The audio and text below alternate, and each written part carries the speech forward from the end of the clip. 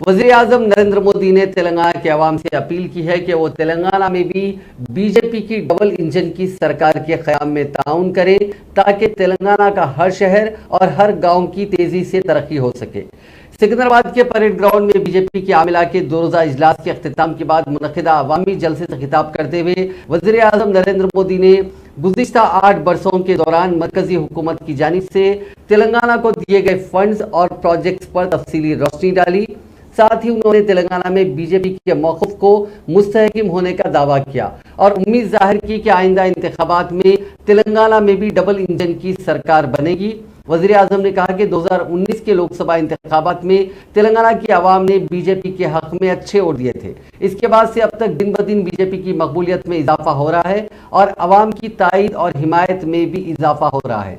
उन्होंने कहा कि ग्रेटर हैदराबाद म्युनिसिपल कॉर्पोरेशन के इंतखाबात में भी आवाम ने बीजेपी को शानदार कामयाबी दिलाई। मैं समझता हूं कि आवाम का ताउन आइंदा इंतखाबात तक जारी रहेगा और तेलंगाना में बीजेपी की सरकार बनाकर ही आवाम दम लेंगे।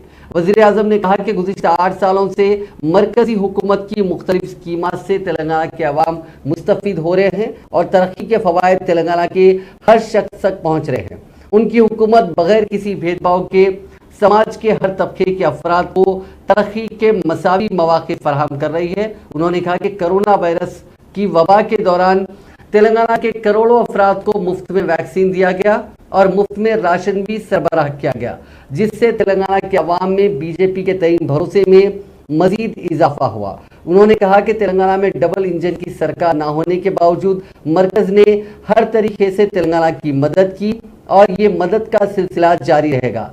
लेकिन अगर तेलंगाना में डबल इंजन की सरकार बनती है तो रियासत की तरक्की में मजीद तेजी लाई जा सकती है।